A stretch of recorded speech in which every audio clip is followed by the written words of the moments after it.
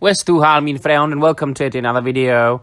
As the time of the Rings of Power being released approaches, more and more fans are surely going to be interested in what Sauron's role in all this is going to be. And for those of you who are not very well acquainted with the written works of J.R.R. Tolkien, mainly the Silmarillion, then I shall provide you with a very short and very brief and very simplistic video concerning Sauron and who he really is and what his role should be in the upcoming Rings of Power. Of course, we don't know if Amazon is going to stick to the canon, but we can assume that they won't. For the very origin of Sauron, we have to go way back, even before the creation of Middle-earth, the creation of the world itself, to the beginning of the Silmarillion, where we could read about the genesis of Tolkien's world and Eru Ilúvatar, who is basically the god of Arda, the one god of Tolkien's universe. And he created the world, but for this he needed help, and he created the so-called primordial spirits, called Valar, and their subordinate spirits called Maiar. And those Valar were angelic characters, very powerful beings and spirits that we could call gods, and that many inhabitants of Middle-earth call upon when they are entering battle or are in need, and they are praying to, as many people in the world are praying to the various gods.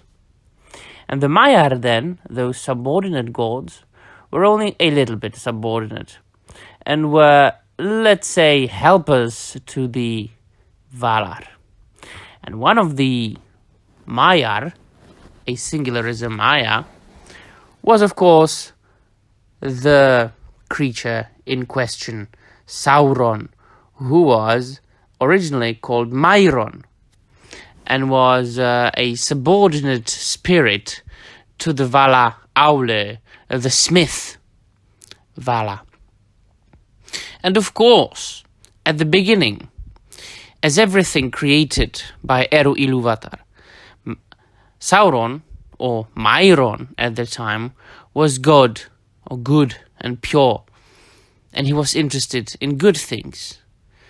But he was seduced and lured by the first Dark Lord of Arda, the first Dark Lord of Middle-earth, Melkor, called Morgoth by the elves, a fallen Vala, the only fallen Vala, who became the first Dark Lord, the most powerful Dark Lord there has ever been in the existence of Middle-earth, even more powerful than Sauron could ever be.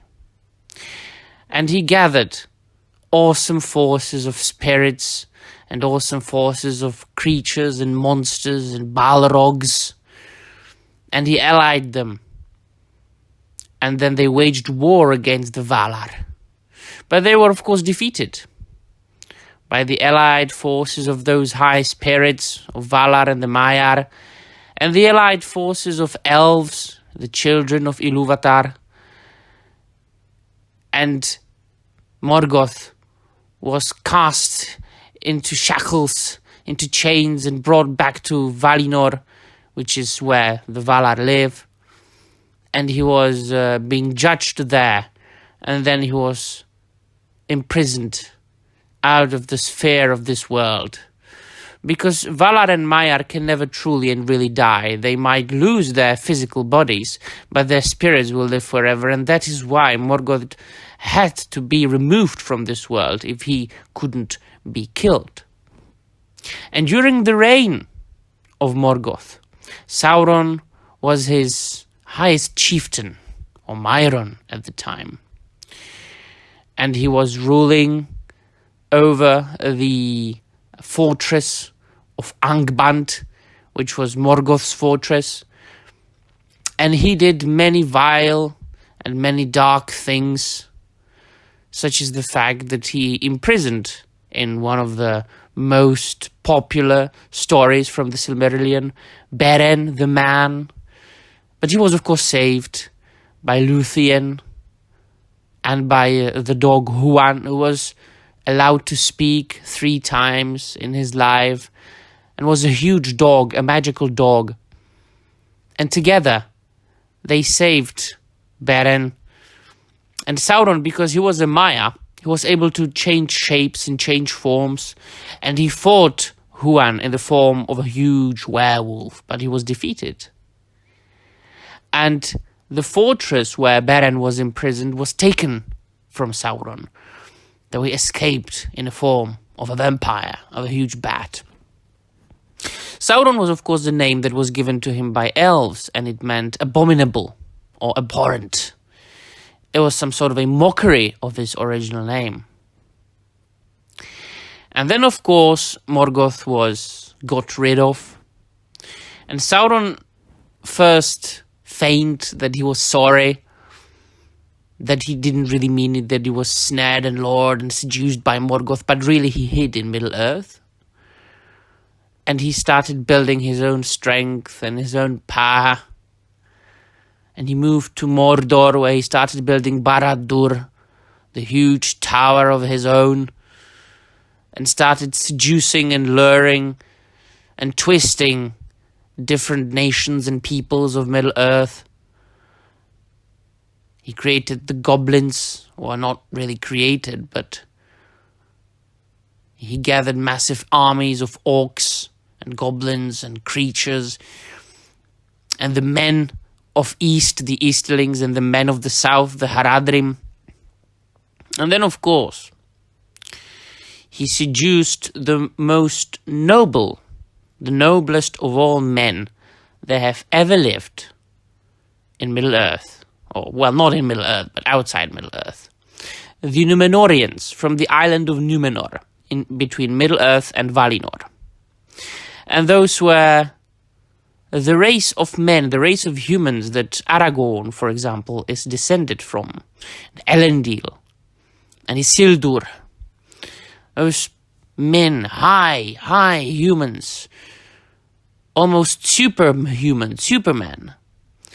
A very noble race of people who lived for a long time and were great sailors and great warriors.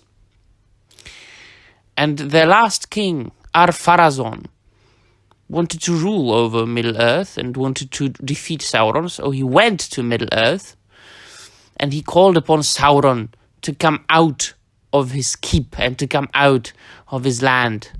And Sauron, because he was a trickster, he feigned surrender and he let himself be captured by Ar-Pharazôn and taken to Númenor, where he was imprisoned. And for a long time he feigned that he was a prisoner, but gradually and eventually he started influencing the Númenóreans, influencing Ar-Pharazôn into really being faithful to Morgoth and into believing in Morgoth and into sacrificing things to Morgoth. And slowly and gradually he crippled the Númenóreans' hearts and he made them gather a huge army, a huge marine force, and he planned to attack Valinor once again. He wasn't content enough with ruling Middle-earth. He also wanted to conquer Valinor, the land of the Valar. And that was the only time, one of the only times, Eru Ilúvatar himself, the highest god, directly intervened into the matters of Arda, of his world. First when he created it, and then when he sank Númenor, which, if you think about it, is a nice and direct inspiration by Atlantis, isn't it? So Númenor, as the Atlantis, sank, and the marine force of the Númenóreans was destroyed. And Eru bent the world so that no ship other than the elves' ships could reach Valinor from Middle-earth. And nobody who was not allowed to could reach the Undying Lands. Some people were allowed to, of course. All the elves, some men, and of course, some hobbits, as we know from The Lord of the Rings. So Sauron had to choose a different strategy. He wanted to subdue the elves and the men and all the free races of Middle-earth. So he befriended the elves and gave them knowledge to create rings of power. And they forged their own 3 rings of power. But as we know from The Lord of the Rings, Sauron created his own. Is it not?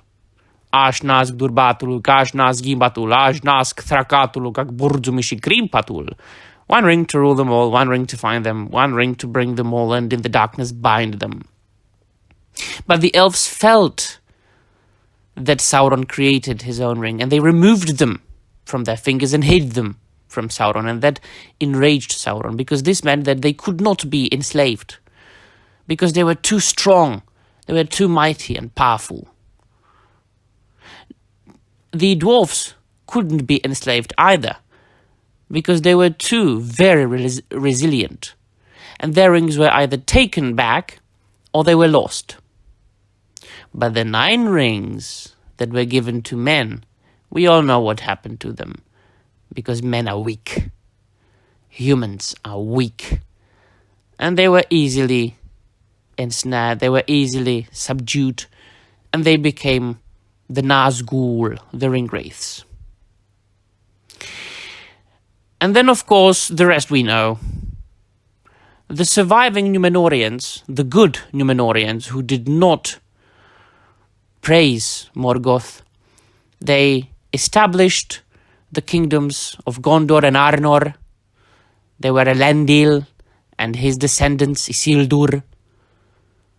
And then they allied with the elves to the last alliance of elves and men, and attacked Mordor and Barad-dûr, and there Isildur took the ring from Sauron's,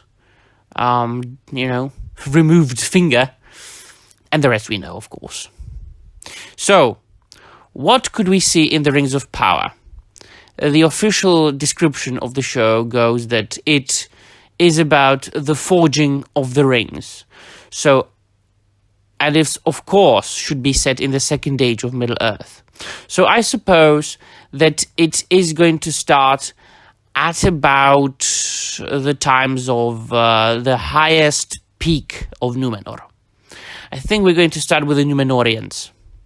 I think we are going to see, and that was more or less confirmed, we're going to see Ar-Pharazôn, we're going to see Sauron subduing the Númenóreans, we're going to see his feigning his friendship for the elves, and the forging of the 3 rings, and the 7 rings, and the 9 rings, and the 1 ring to rule them all.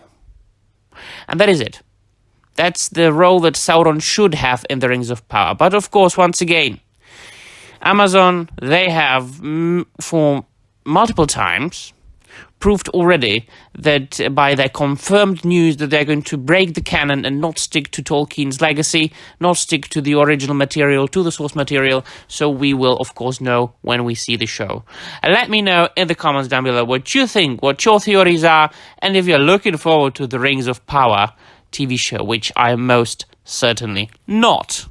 And that will be all. Thank you very much for watching, my friends, and Namarie.